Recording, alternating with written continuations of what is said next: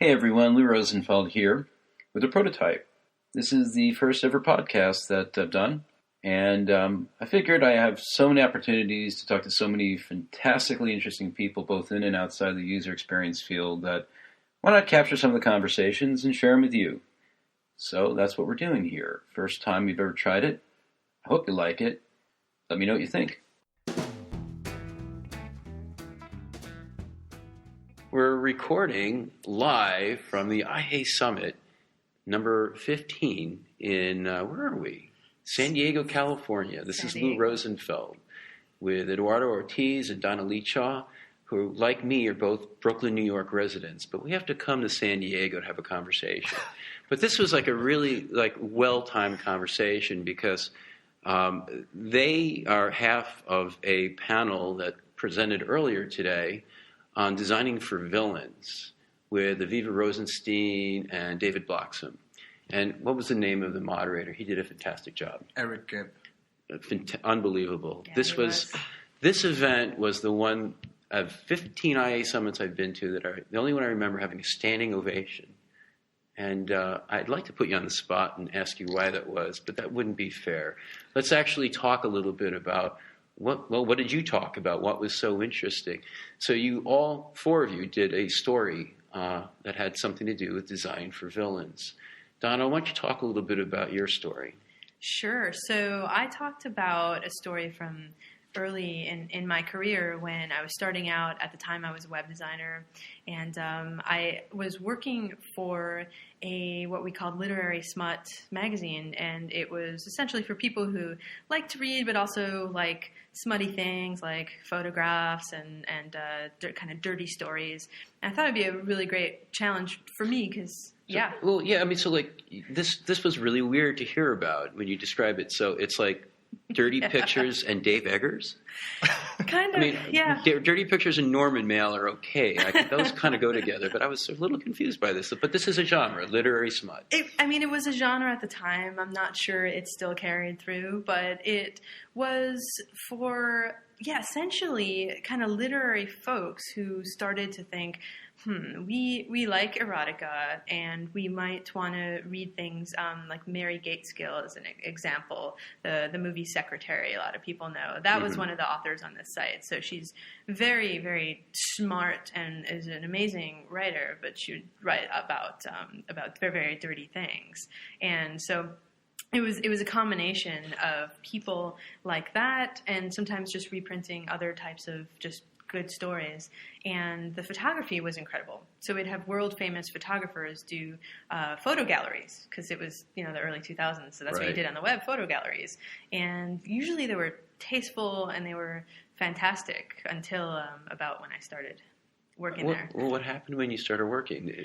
Was there a bit of bait and switch? Yeah, there was a little bit of bait and switch. So we were still kind of doing the literary smut thing, but the perceived audience now was more was dudes, essentially, and not a nice mix of men and women like it was before. Not necessarily a mix of straight, queer. It was dudes. So like when dudes and chicks are in the same place, they're okay, but when you take the chicks away, the dudes become villains? Well, that was how I saw it at the time, and still do, because I came at the time I was coming out of college, where I'd studied a lot of feminist literature and criticism, and I was specifically a film scholar, and so we'd study a lot about how spaces in films were constructed and gendered. I also studied a lot of physical architecture and look at gendered spaces and how the perceived use of a space would determine its construction. So in other words, if a housewife had to cook and clean and watch the kids, the house would be structured around those three things. And so I was always I'm still interested in how digital spaces can be constructed similarly. And I think what at the time was tough for me to grapple with is what was an inclusionary space suddenly felt like it was just a space for dudes to objectify and consume images of women. So you kind of described it. I like the way you put it during your presentation. You were in a role where suddenly you had to chop up women for consumption. We'll talk a little bit more about that. Yeah. So idea is the core of objectification. One of the cores is when you chop up images of women, you essentially disembody them, which makes it easier for people who are not women to consume these images. So an example I like to give is if you don't see a woman's face in an image and it's just parts of her body, she doesn't have eyes to stare you down and intimidate you with. And so that ended up being a lot of what I did, was chop up photographs and make it so they were acceptable on a homepage of a website with millions of readers every month. And it was tough. I was doing exactly what I said I would never do. So, all right, so now you're in this horrible position of essentially being a not even a chef, but more of a short order cook, feeding an audience that disgusts you, in fact. You could have just left, I suppose, but you did something different. Yeah. I mean, it was at the time, it was right after the .com bust, and I couldn't really leave. There weren't other jobs out there. I knew that pretty much for a fact, and so I sought out one of my favorite professors from undergrad, and I asked her for advice, because she and I had talked a lot about feminist, just everything feminist, and she had what was one of the best pieces of advice I've ever gotten still to this day, which was, she just said 2 words: RuPaul's legs. RuPaul's legs. Okay.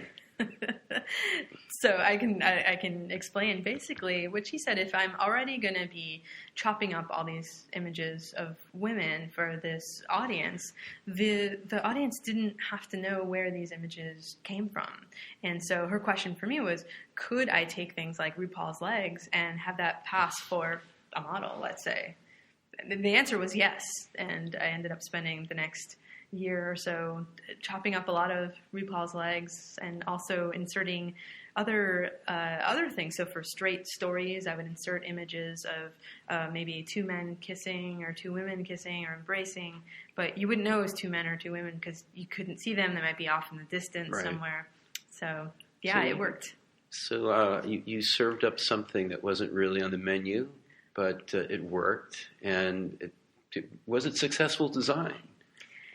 I mean, that's a good question, because looking back, after now having done this for about 15 years, would I do it again? I always ask myself. And, now as a designer, I would, of course, better understand the business. I would go out and talk to users, try to build empathy, might even change the business model a little bit if I saw that there was an inconsistency between what the business wanted and users. But, at the time, I didn't really have these tools. I was starting out. And, I often ask myself, well, who was right or wrong in this situation? And it's almost like I was the villain in a way, but I'm quite all right with that, because when you don't have tools, sometimes subversion is your best tool. Wow. So subversion is a design tool. And did you get found out at some point, by the way? Never. I might get found out now, but... All right, everyone listening to this, shh, don't spread a word. Wow, that's a fantastic story. And one of 4, and we're going to get another one right now from Eduardo Ortiz. Now, let's go back to a long time ago when you were still young, and you were 18, you said. And what was your moral compass like when you were 18, Eduardo? My moral compass was highly focused on making money. That's the best way that I can put it. Okay. And so you got a job. Yeah. So my first job, straight out of high school, I had been making posters and things in high school, and getting involved with the programming and the web. And a good friend of mine offered me a job. He said that I would get really good pay and that I could do anything that I wanted to do with the job. And obviously all I heard was good pay, and I took the job. Okay, so it sounded too good to be true? Usually, like everything that sounds too good to be true. Yeah. It was too good to be true, but at the time I was 18, and how I said it earlier, I was gung-ho, young and dumb, and I'm no longer young. Okay, so you talk about the job. What did they have you do? So it took me. So on the first day on the job, this was at an apartment that was / an office, and it took me 3 days before I found out what exactly the job was for. And it turned out that I was going to be creating a web portal for sex tourism aimed at Europeans looking to book lodging and travel and companionship in the Dominican Republic. And what was the term for that? It was a one I'd never heard before. The term is Sanky Panky, Okay. SANKYPANKY, and that's a localized term for a sex worker in the Dominican Republic. They usually solicit on the beach, but this guy was trying to be ahead of the curve and solicit online. So you're 18 years old. You're essentially realizing you're a designer, and suddenly you're designing a business for Sanky Panky. And how'd you feel? I felt like I wanted to get paid. So it took me a little bit before my moral compass finally started getting straightened out, if you will.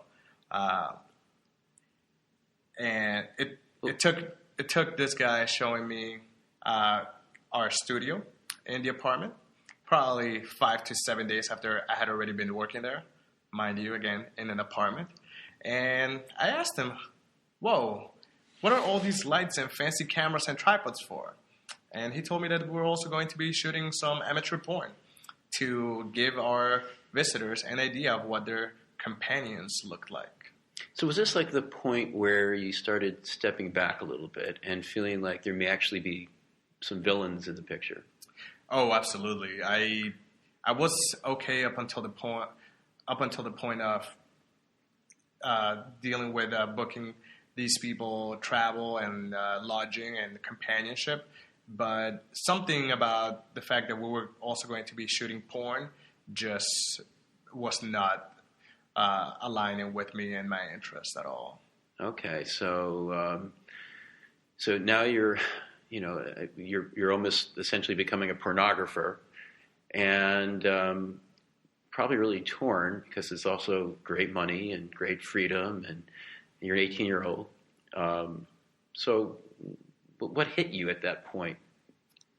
I did some introspective, and I looked at what was around me, and I was raised by my mom and my sisters and my grandma and my nana, and I figured that I just didn't want to be painting women in that light. I thought that I could do better, that I could do a better job, and that led me to kind of figure out who was actually involved in this product. Who were we actually designing for?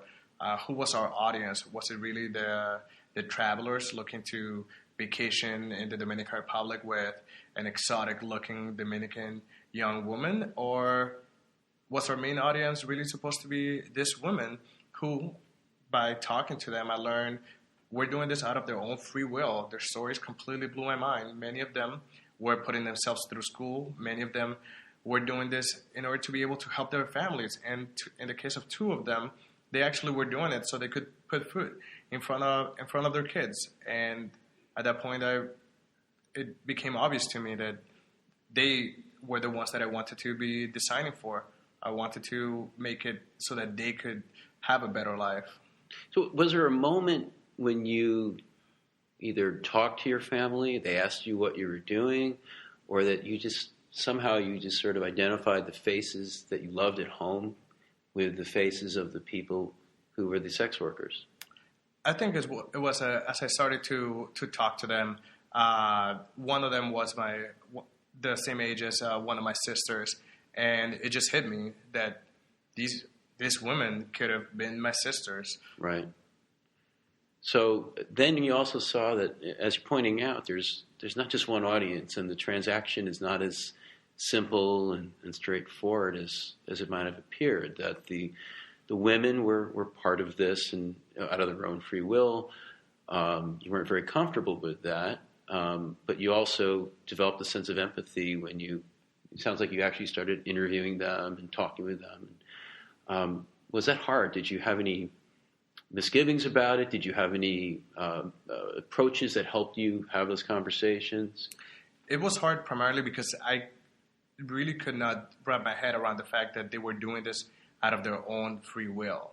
And that was initially why I pushed back and I said, I am not doing this, because I thought in one way or another they were being coerced. And honestly, talking to them, all it took was actually starting to talk to them. Uh-huh. I recall one afternoon, one of them came to the office, to the studio, and before she went into the studio, I asked her, "Why do you do this? What do you get out of this?" And she said, "I have to feed my kids." And that was gut-wrenching. That made me realize that I did not have all the answers, and that if I did want to find out what the answers were, I needed to talk to them. I needed to understand what they were going through and what their stories were. So did you then stay put? Did you continue doing the work only with a different mind and maybe a different heart? I did both things. I decided to stay for a while longer. I talked to the guy that had employed me, and I told him that I wanted to change the product itself. I wanted to focus more on the women, and I wanted to focus on what they wanted. Through interviewing them, I learned that they were not just hooking up with this man. They were actually establishing real relationships. Mm-hmm. And that these were things that were ongoing. Many of the men would not come back for 2 or 3 years because of the prohibitive cost of travel, but they kept in touch through the phone, through email, and through letters.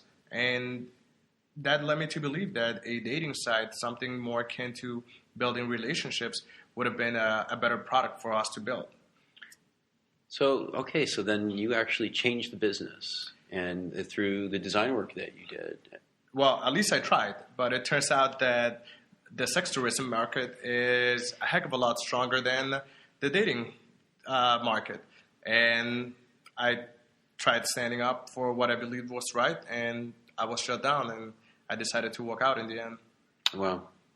So here's a question for both of you, really. You both kind of had these really interesting experiences, both in terms of design for subversion and, design.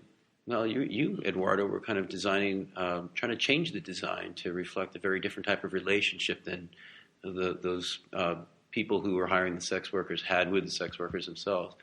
Not quite all that met the eye. It didn't necessarily end well in either case. You weren't able to change that design, Eduardo, and Donna. Eventually, you left, and hopefully, this podcast won't lead to some lawsuit by your former employer. But what can you give us that you've given yourself through these experiences? Like, what do you do now, and how do you approach your work as designers that you got from those experiences, and what can you share with us? Sure. So the big thing I learned is that you can trust your gut, for one. So there are times when, as designers, we preach empathy. We want to empathize with the business and the users. And I have seen that completely change my job with a lot of organizations, completely change products I've worked on, completely change everything. And it's wonderful when we can do that. But sometimes your gut might just say, this is not for me. This is something I cannot do. And that's okay. And when you can walk away, absolutely walk away. And sometimes you can't walk away. And, the best way to do that is to perhaps use play, a type of subversion that just makes it acceptable for you to stay. Well, and a lot of people say that good design is magic. And you kind of did a little bit of magic that was maybe a magical joke that you got to share with yourself. No one else really knew, but there's a bit of magic in there nonetheless, a little sleight of hand. What about you, Eduardo? Well, I think the biggest lesson that I learned is that in order to be able to actually design, you need to identify your audience, and you need to be able to listen to them. You need to be able to talk to them, and you also need to be able to empathize with them. You need to let go of any preconceptions that you may have of anything that you may think that is wrong. It is not about you, it's about them. And the biggest thing that I also learned is not to be afraid. I had to learn that it was okay if I could no longer eat out at a restaurant 3 times a day, 7 days a week, or go to the beach every single weekend. It was going to be okay. And not being afraid and not being afraid to stand up for what I believed is right, and never stopping doing what I believed in is probably key to being happy. Well, and I think both of you looking back at that, those respective experiences can say you feel good about what you did. You tried to do things. Maybe you weren't able to break through, but you didn't just keep the situation static. That was not a good situation. You actually try to make change. And whether it works out or not, you got to feel good about that. Well, that's a great place to end, I think. I wanted to thank you both, Eduardo Ortiz and Donna Lichaw, part of the Brooklyn UX Mafia. We'll see you at a happy hour soon, I'm sure. And thanks for joining us today. Thanks, Lou. Thanks, Lou.